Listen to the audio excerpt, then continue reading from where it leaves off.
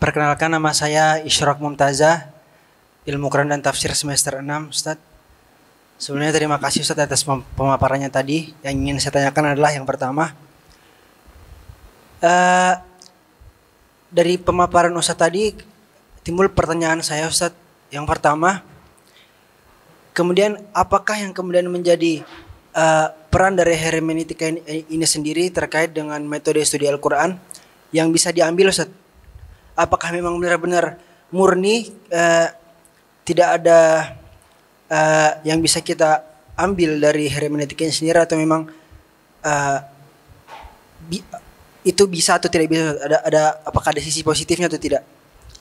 Kemudian yang kedua, yang ingin saya soroti tadi yang terakhir, Ustaz, terkait penafsiran hermeneutika tentang jilbab, Ustaz, tentang hijab. Apa pendapat Ustaz tentang penafsiran salah satu ulama tafsir Nusantara kita terkait hijab yang tidak wajib? Saya sebut saja Quraisyah, Ustaz. Syukran. Ya, terima kasih. Selanjutnya penanya kedua langsung. Penanya ketiga juga duduk di sebelah sini ya. Ya, ketiga dan keempat, silahkan. Ada lagi? Ya, silahkan. Perkenalkan diri dulu. Bismillahirrahmanirrahim. Assalamualaikum warahmatullahi wabarakatuh. Perkenalkan Ustaz, saya Muhammad Ridho Al-Faridzi dari mahasiswa Ilmu Quran Tafsir semester 4. Yang ingin saya tanyakan terkait pembahasan hermeneutika ini, kan sebagaimana yang kita ketahui bahwa hermeneutika ini asalnya kan memang metodologi bagi ilmu-ilmu sosial kan. Nah, lalu ada yang membawa metode ini ke dalam teks agama atau kitab suci. Nah, yang ingin saya tanyakan itu siapa sih orang atau tokoh yang sangat berpengaruh atau yang pertama menerapkan metode hermeneutika ini ke dalam teks agama atau kitab suci, terutama dalam Islam. Nah, apakah itu orang Kristen atau Yahudi atau bahkan itu adalah orang Islam gitu? Apakah itu muncul dari Islam, dari agama Islam itu sendiri?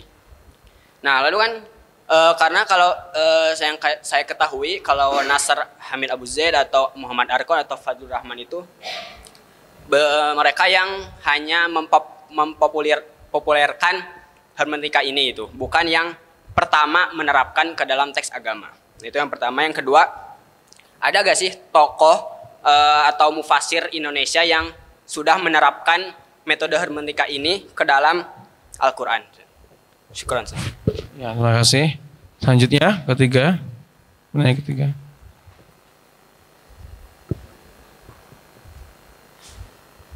Bismillahirrahmanirrahim. Pertama izin memperkenalkan diri, nama saya Muhammad Syawki Al-Madani. Yang ingin saya tanyakan pertama, Ustaz, apakah ada perbedaan antara hermeneutika dengan pendekatan linguistik? Terus yang kedua, saya pernah membaca bahwasanya ada 3 unsur di dalam hermeneutika Al-Quran menurut Amjad Muhammad. Beliau mengatakan pertama ada unsur liberalisme atau modernisme, yang kedua ada literalis, dan yang ketiga ada tradisional. Dan kemudian ada salah satu orang yang mengatakan bahwasanya sebenarnya hermeneutika ini sudah pernah diterapkan oleh mufasir kita dahulu, yaitu At-Tabari. Yang mana At-Tabari ini itu dibilang tokoh yang paling dominan dalam hermeneutika Al-Quran karena pendekatan tradisionalisnya. Pertanyaannya, bagaimana Ustadz menangkapi hal ini? Apakah At-Tabari ini termasuk dalam tokoh hermeneutika atau tidak? Syukran. Oke. Satu lagi terakhir untuk sesi ini. Bismillahirrahmanirrahim. Afan Ustadz, sebelumnya izin memperkenalkan diri. Nama kami Ahmad Mumtaz Al-Wafa, mahasiswa Ilmu Al-Quran dan Tafsir semester 6. Izin bertanya, Ustadz, pertanyaan yang kami adalah, hermeneutika ini kan muncul sebagai sebuah sodoran solusi dari kaum liberalisme untuk menangani problem sosial di era modern. Kemudian yang jadi pertanyaan kami, lalu bagaimanakah ulama-ulama kita yang menolak metode hermeneutik ini untuk memberikan solusi bagi masyarakat modern, bagi problem sosial di era modern ini? Mungkin cukup sekian, Ustadz. Terima kasih. Apakah bisa kita mengambil sesuatu yang positif yang baik dari hermeneutika. Tergantung kita melihatnya seperti apa. Kalau misalkan pertanyaan-pertanyaan hermeneutik itu bisa terjawab, bisa kita ambil dari hazanah kekayaan tafsir dan takwil kita, kenapa kita perlu mengambil dari hazanah di luar kita? Karena menurut saya masih banyak ya khazanah tafsir dan takwil dalam penyelesaian masalah-masalah linguistik, masalah hukum, etika, moral, kemudian masalah akidah, ya, sosial, ekonomi, politik itu yang bisa diselesaikan dengan dengan metodologi tafsir dan takwil. Nah, kalau kita mau menggunakan hermeneutika yang mana dia adalah sebagai alat ya dalam metode ilmu humaniora, nah kita khawatir kita menempatkan teks itu sesuai dengan kerangka hermeneutika yang sekuler, gitu ya. Nah, tentu ini tidak baik, ya. Jadi karena membawa nilai-nilai paradigma liberalnya itu, maka hermeneutika ini kita khawatir kalau kita pakai, kita gunakan, lalu kemudian ini dapat berimbas kepada kedudukan teks Al-Quran itu sendiri. Ya, sesuatu yang bermasalah sejak awal kelahirannya, tentu kita tidak ingin membawa entitas asing itu ke dalam paham alam pikiran kita umat Islam. Kan begitu, ya. Jadi menurut hemat saya, selama tafsir dan takwil itu relevan, ya, masih bisa menjawab dan memberikan solusi bagi masalah-masalah kehidupan umat manusia, maka kita cukup dengan tafsir dan takwil, karena metodologi tafsir dan takwil itu bersumber langsung dari Al-Quran dan dicontohkan langsung oleh Nabi SAW. Operasionalisasi Al-Quran itu mengacu kepada metode tafsir dan takwil yang diasaskan metode itu langsung oleh wahyu Al-Quran itu sendiri. Maka adalah istilah tafsir, wala yatunaka bimatsalin illa ji'naka bil haqqi wa ahsana tafsira wa ma ya'lamu ta'wilahu illallah. Ini dua istilah terminologi keilmuan Islam yang khas dari Al-Quran, ya. Kalau dua terminologi yang khas dari Al-Quran itu sebagai cara untuk memahami wahyu, berarti dia memiliki kedudukan yang sangat istimewa, tidak bisa digantikan atau tidak bisa disandingkan dengan yang lain, gitu. Ya, saya kira itu ya. Jadi sama ketika menjawab misalnya, apa solusi yang pertanyaan terakhir tadi itu? Kalau tidak bisa dengan hermeneutika menjawab solusi masalah manusia, terus solusi dari tafsir dan takwil itu seperti apa? Nah, sebenarnya banyak. Jadi kaidah tafsir dan takwil, tafsirun nusus, sama dengan usul fikih. Usul fikih, kaidah fikih itu menjawab masalah-masalah kontemporer manusia. Sekarang misalnya, masalah apa? Transaksi-transaksi dalam perekonomian. Itu kan sangat maju sekarang. Hal yang dulu tidak terpikirkan, kita bayar, beli barang dengan misalnya, mohon maaf ya menyebut merek ya, dengan ShopeePay, GoPay gitu kan, PayLater apa gitu nih. Sekarang kan modelnya begitu tuh. Atau dengan Bitcoin, itu kan tidak terpikirkan oleh orang zaman dahulu. Bahkan ketika umat Islam maju juga kan. Tapi sekarang para ulama bisa memberikan solusi, menjawab ini halal atau haram. Ya, itulah cara istinbat hukum dalam fikih Islam, itu sangat luas dengan berdasarkan kaidah-kaidah, dan itu bagian dari tafsirun nusus, kaidah-kaidah ijtihad itu. Jadi kita tidak kekurangan metode, tidak kekurangan piranti untuk memberikan solusi terhadap masalah-masalah kontemporer. Masalah transplantasi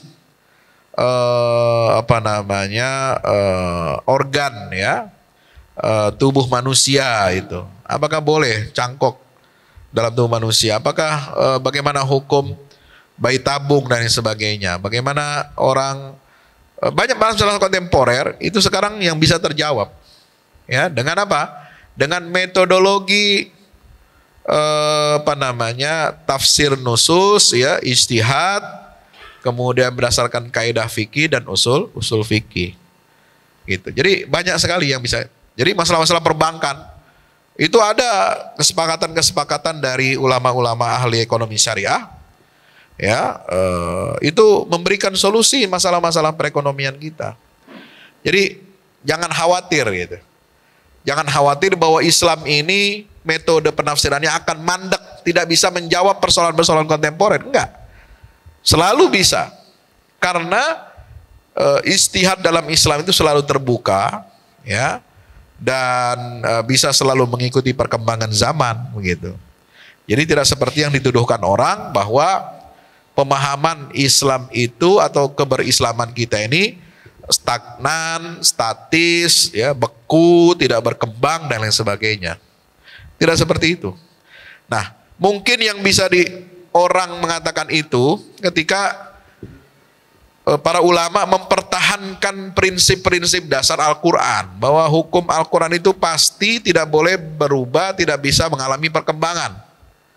Seperti apa? Hukum halal dan haram, hukum tentang perceraian, pernikahan, ya, itu nggak bisa diotak-atik, nggak bisa disesuaikan dengan selera syahwat manusia, gitu ya.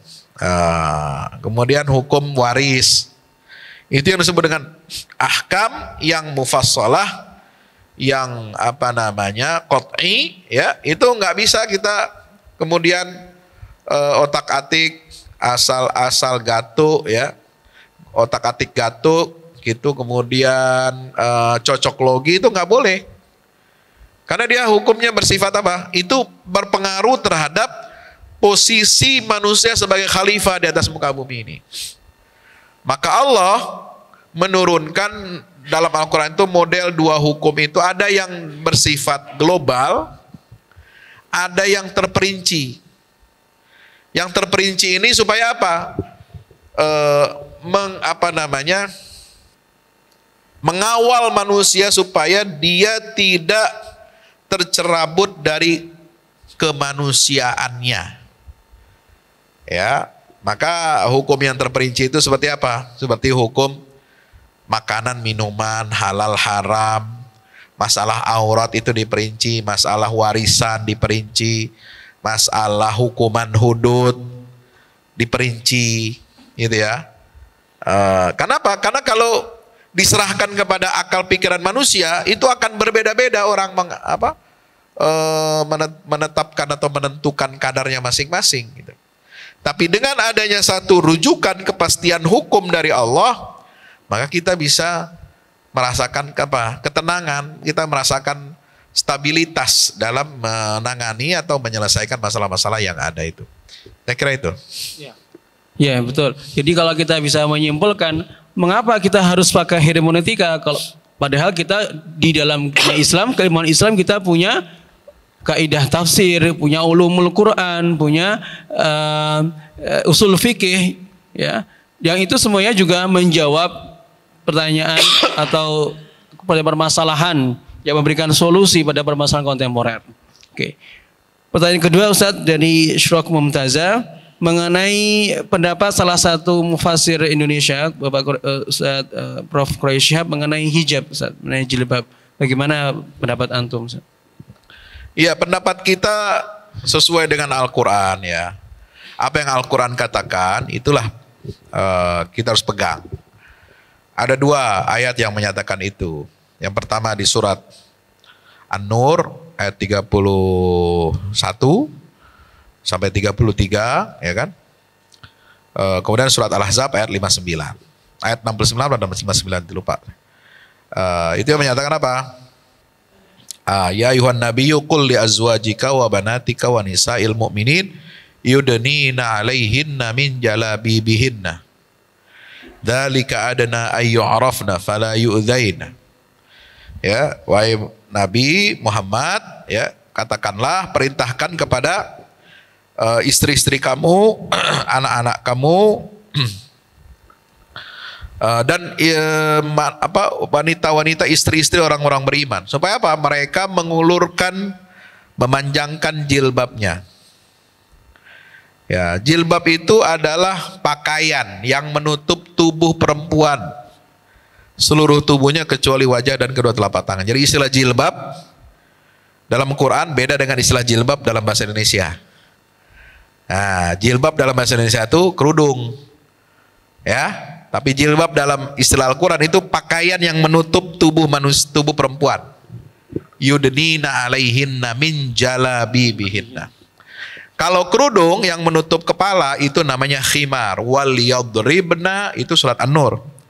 Bi khumurihinna ala juyubihinna. Hendaklah wanita-wanita muslimah itu menutupi kantong-kantongnya dengan khimar, dengan kerudung. Jadi ada pakaian, ada kerudung, menutupi kantong-kantong. Apa yang masuk kantong di situ? Lekukan-lekukan tubuh perempuan yang akan mengundang syahwat laki-laki. Apa diantaranya? Dada, leher, payudara. Jangan dibayangkan. Hanya yang sudah menikah boleh membayangkan. Ya, ketiak, ya, perempuan, pantat, ya, kemaluan kubul dan dubur perempuan. Sekali lagi tolong jangan dibayangkan oleh yang belum menikah. Ya, boleh digambarkan nanti, ya. Nah, itu namanya juyub. Kantong-kantong. Itu disuruh apa? Tutup dengan khimar. Maka kerudung itu kan menutupi mukanya kan boleh terbuka, ya. Nah, jadi leher ketutup, telinga, belakang leher, kemudian tangannya juga tertutup, kemudian menutupi ketiaknya, payudaranya. Karena yang afdol itu khimar itu menutupi termasuk lekukan pantat, ya. Itu yang afdol. Meskipun ada, kalau kerudung di kita itu kan ada yang kerudung minimalis, ya. Cuma atasnya aja sampai pundak. Nah itu sebenarnya kurang panjang tuh yang begitu, ya. Yang lebih bagus memang menutupi sampai bawahnya. Saya kira itu perintah dalam Al-Quran, tegas, redaksinya jelas, tanpa samar, tanpa ada keraguan. Semua ulama menafsirkan demikian, memahaminya sudah seperti itu dari zaman ke zaman, generasi ke generasi, bahkan diperkuat oleh teks hadis Rasulullah dari Aisyah. Jadi operasional Quran itu kan dijelaskan dalam sunnah.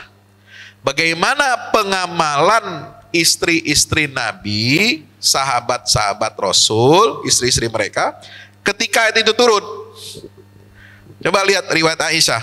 Ketika ayat itu turun, waliyadribna bikhumurihinna ala jubihin, perempuan-perempuan di Madinah langsung, tadinya kan mereka keluar rumah kelihatan rambutnya, ya, terjuntai, kemudian belahan dadanya juga kelihatan. Itu seperti yang jadi keliru kalau ada orang mengatakan pakaian Arab aslinya itu berhijab. Tidak. Pakaian Arab zaman dulu sebelum Islam, zaman jahiliyah, itu justru terbuka.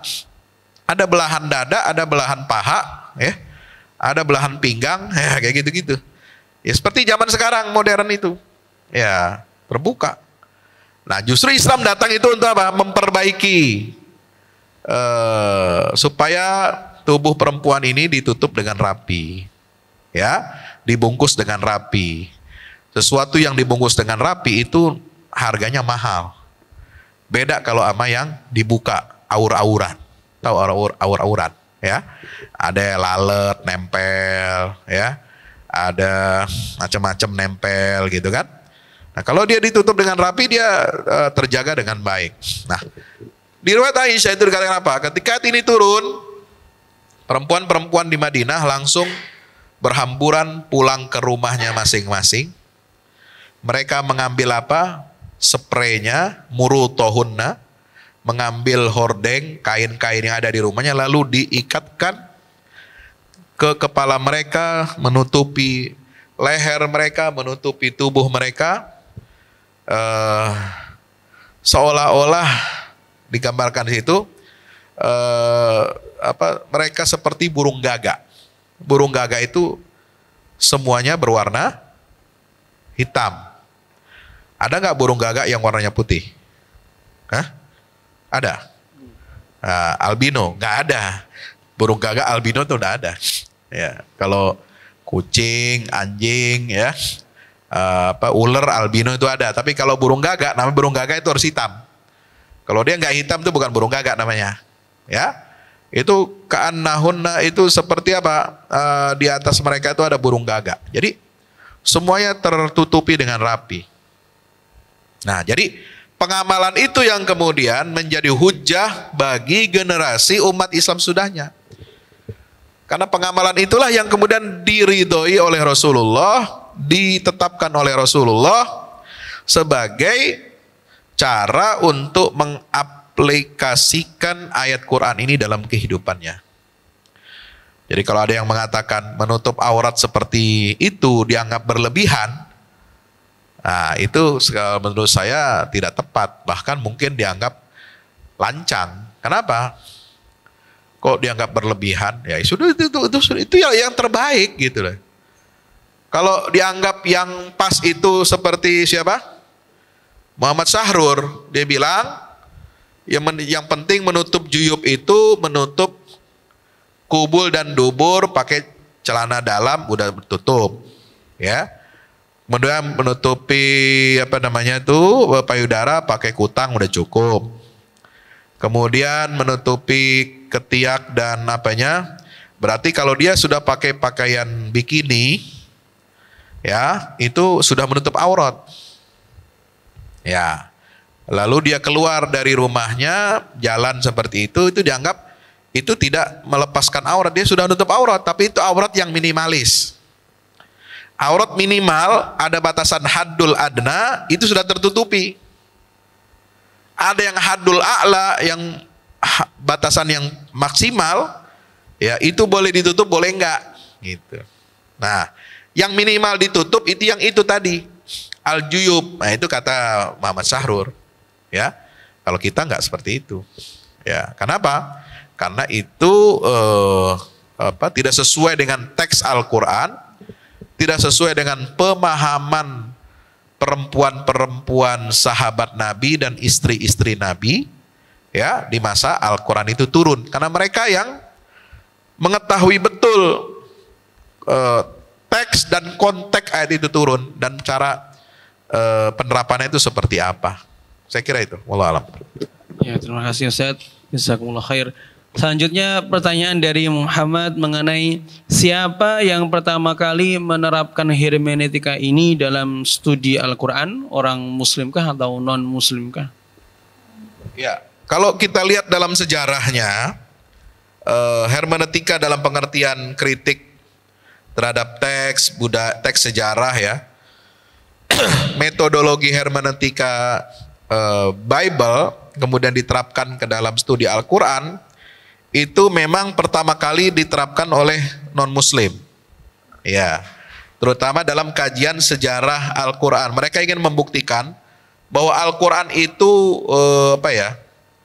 mereka ingin membuktikan bahwa Al-Quran itu tidak asli, ya, makanya perlu hermeneutika, perlu kritik terhadap teks, perlu kritik terhadap sejarah turunnya Al-Quran. Nah, studi Bible dibawa ke dalam studi Al-Quran itu mulai abad ke-19. Oleh siapa? Abraham Geiger, ya, yang wafat tahun 1874. Itu pertama. Tapi hermeneutika di zaman itu ketika pertama kali masuk ke dalam studi Al-Quran, wilayah studi Al-Quran, itu baru terbatas pada aspek kesejarahan. Artinya apa? Untuk membuktikan bahwa teks Al-Quran, teks sejarah Al-Quran itu bersifat sehistoris.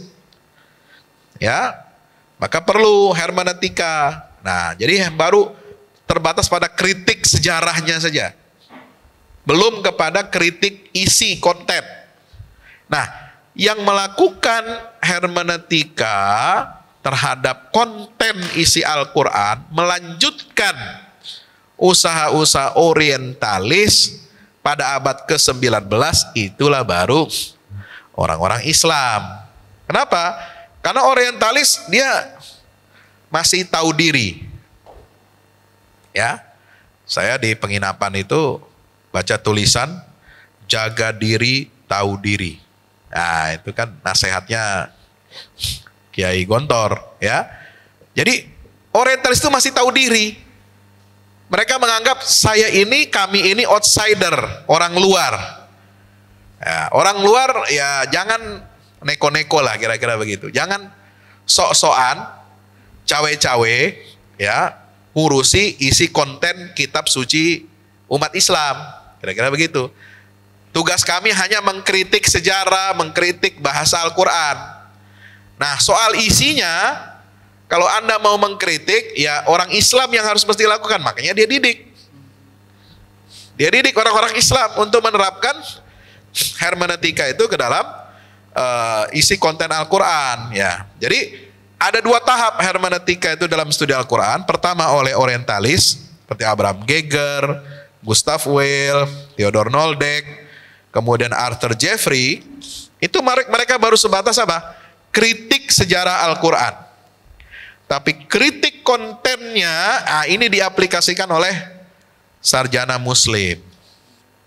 Seperti tadi yang saya contohkan, ada Muhammad Arkon dengan proyek kritik nalar Islam, ada Hasan Hanafi ya dengan hermeneutika fenomenologi, ada Nasr Abu Zaid hermeneutika sastra kritis. Demikian. Pertanyaan selanjutnya masih tentang tokoh nih, Ustaz. Siapakah mufassir Indonesia atau tokoh di Indonesia yang telah menerapkan hermeneutika dalam studi Quran, Ustaz? Ya, mestinya ditanyakan kepada mereka yang mau menerapkan. Sudah berhasil atau belum? Mana hasil karya hermeneutika Al-Qur'annya, gitu ya. Bisa ditanyakan ke Pak Amin Abdullah, ke Pak Aksin Wijaya, kepada Mas Ulil gitu ya. Ya, Mas Ulil ini dulu aktivis liberal, ya sangat liberal. Sekarang dia sudah mulai mundur dari dunia persilatan liberal, malah menekuni Ihya Ulumuddin. Ya, yang dia tuduh dulu awal-awal dia semangat jadi liberal itu menuduh Imam Al-Ghazali ini itu biang kemunduran umat Islam karena teologi Asy'ari, Jabariyah dan lain sebagainya. Ya, ternyata dia kembali lagi ke situ. Ya, udah bosen dia, akhirnya kembali lagi ke pemikirannya Imam Al-Ghazali. Jadi sampai sekarang mereka juga tidak bisa menghasilkan tafsir Quran yang lengkap atau yang parsial, sekian juz gitu dengan cara hermeneutika. Nggak ada. Paling mungkin tawaran-tawaran atau melalui tulisan-tulisan ya, melalui artikel-artikel di jurnal, tawaran metodologi, contoh-contoh. Dan biasanya mereka menafsirkan Quran dengan hermeneutika itu untuk ayat-ayat yang kasuistis saja. Misalnya ayat-ayat tentang perempuan, ya, untuk paham untuk gender, feminisme. Jadi ayat-ayat yang tentang perempuan itu mereka tafsirkan secara hermeneutik. Ayat-ayat tentang misalnya pakaian, selalu yang memang yang dituju, disasar dengan hermeneutika ini adalah ayat-ayat yang bersifat hukum dan hukumnya hukum qot'i. Ya, supaya apa? Supaya sesuai dengan perkembangan zaman, supaya tidak melanggar HAM, supaya sesuai dengan semangat pluralisme agama, sesuai dengan semangat nilai-nilai demokrasi. Biasanya tafsirnya itu ayat-ayat tentang perempuan, ayat tentang hijab, ayat tentang aurat, ayat tentang batasan pakaian perempuan, ya, ayat tentang hudud, kisos, karena mereka menganggap itu kekerasan, ya, itu melanggar hak asasi manusia. Ayat tentang waris, ya, ayat yang begitu. Contoh-contoh kasuistik, jadi sifatnya parsial.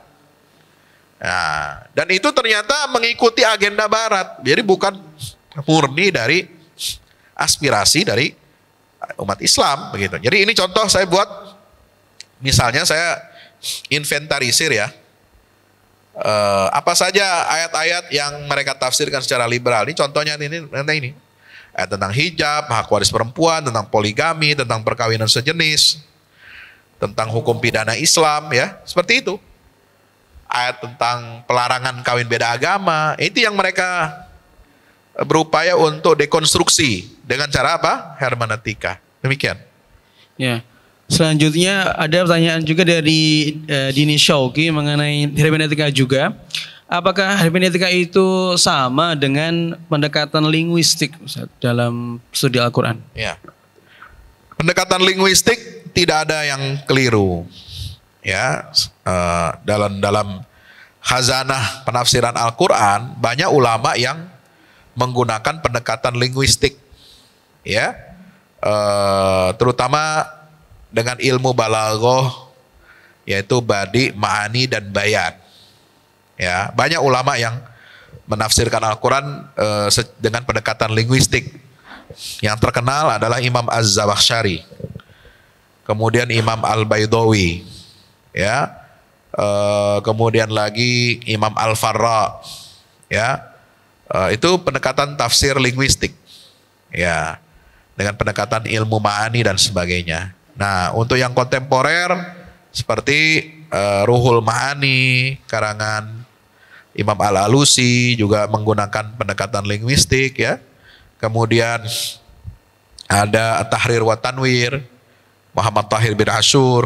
Nah, ada lagi pendekatan linguistik yang sangat menarik secara sastra, yaitu pendekatannya Sayyid Qutb dalam Fi Zilalil Quran dan Aisyah Abdurrahman bintu Syati dalam At-Tafsir Al-Balaghi lil Quran.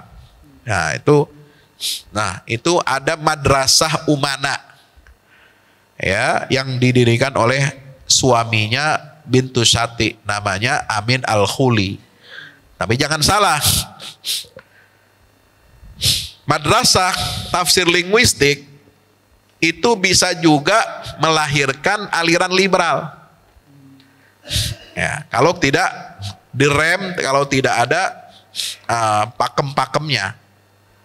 Nah, aliran liberal dari pengaruh madrasah linguistik itu seperti Muhammad Ahmad Khalfallah, muridnya Amin Al-Khuli. Ya, kemudian Nasr Abu Zaid, itu juga muridnya Amin Al-Khuli. Hasan Hanafi, jadi begitu. Nah, mereka awalnya masuk dari linguistik. Nah, padahal kalau dari pendekatan linguistik yang standar, yang mengikuti ilmu balaghah klasik, itu nggak ada masalah. Justru akan memperkuat aspek kemukjizatan Al-Quran dari aspek linguistik atau bahasa. Tapi kalau kemudian dibawa kepada arus sekularisme, itu jatuhnya aliran linguistik yang liberal. Nah, seperti murid-muridnya Amin Al-Khuli yang jadi lebih ke kiri gitu ya. Seperti Nasr Abu Zaid, Muhammad Khalfallah, dan lain sebagainya. Nah, muridnya Amin Al-Khuli yang ke kanan, ya, itu adalah bintu Syati, ada Said Qutb, dan lain sebagainya. Demikian. Ya, terima kasih Ustaz. Pertanyaan satu lagi dari Dini Syauqi mengenai hermeneutika ini katanya telah digunakan oleh para mufassir zaman dahulu. Bahkan katanya At-Tabari adalah orang yang pertama kali atau mufassir ulama yang pertama kali menggunakan hermeneutika. Apakah betul itu, Ustaz? Ya, saya tidak sepakat. Ya. Mati ya?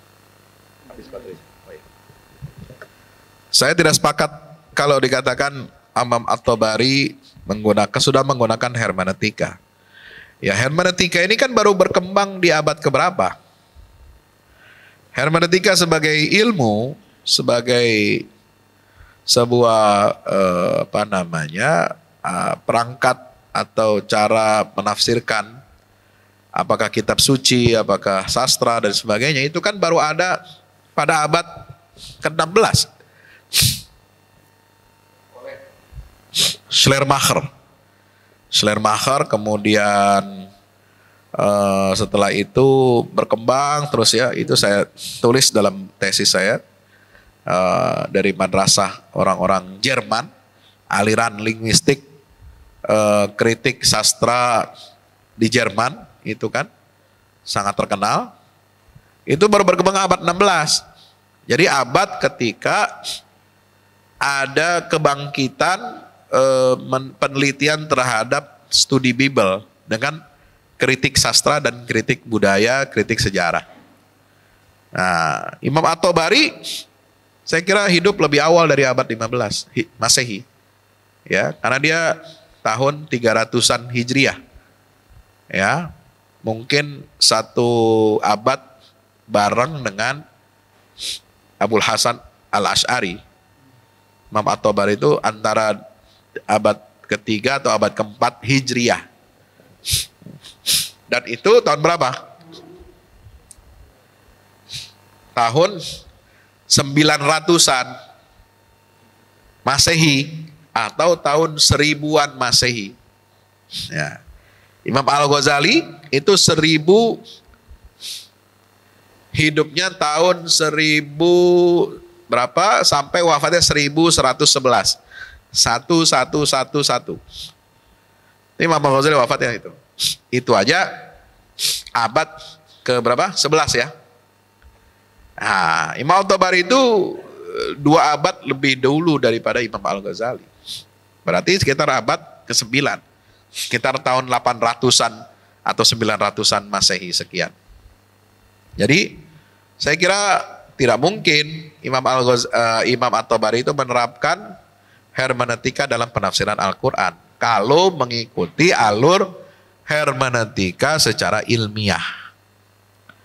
Ya, kecuali misalnya prinsip-prinsip pentakwilan Imam At-Tabari kok ada yang seolah-olah mirip, cocok dengan hermeneutika yang ada sekarang. Nah, yang mana dulu?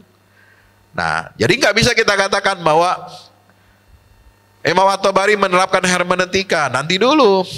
Kenapa? Karena hermeneutika lahir setelah Imam Tabari wafat. Gitu. Sama dengan apa? Makana Ibrahimu Yahudian wala Nasronian. Ya, agama Nasrani dan Yahudi ada setelah Nabi Ibrahim. Maka Al-Quran mengatakan Ibrahim itu ya bukan Yahudi, bukan Nasrani. Ya, jadi bagaimana kok bisa mengklaim Ibrahim itu bapaknya Yahudi atau bapaknya Kristen? Wong lebih dulu beliau lahir sebelum ada klaim agama Yahudi dan agama Nasrani berabad-abad gitu. Jadi saya kira seperti itu logikanya, cara berpikirnya. Ya, wallahu a'lam bishawab.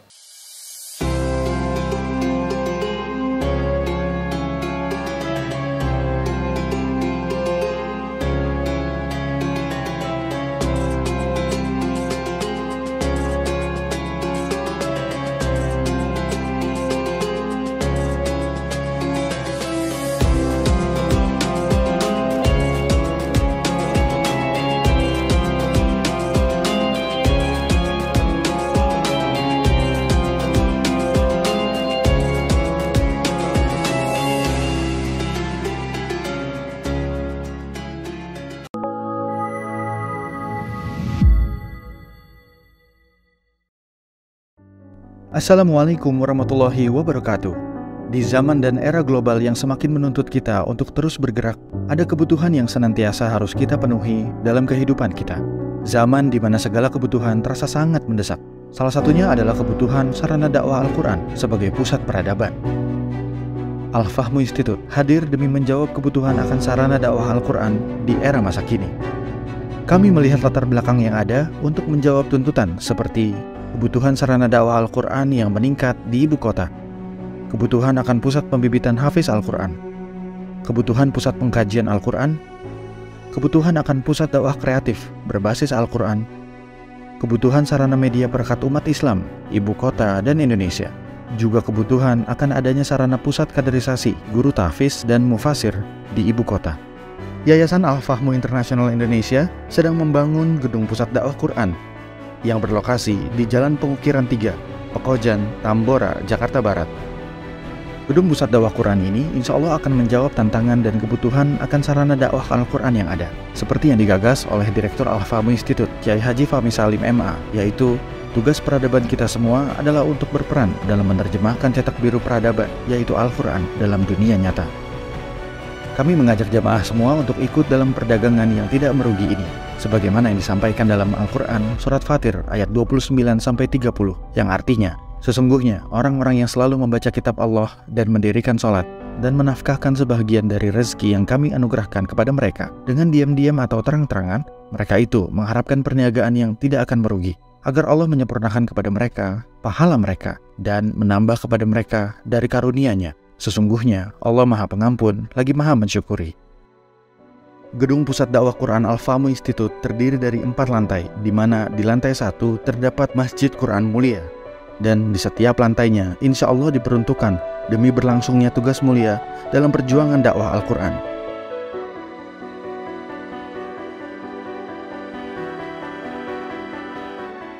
Berikut adalah rencana anggaran biaya yang dibutuhkan dalam pembangunan gedung pusat dakwah Quran.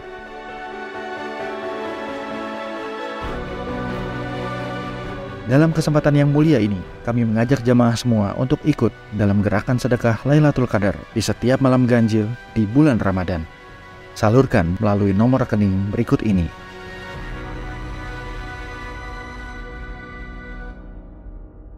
Al-Fahmu Institute, bahagiakan Indonesia dengan dakwah Quran.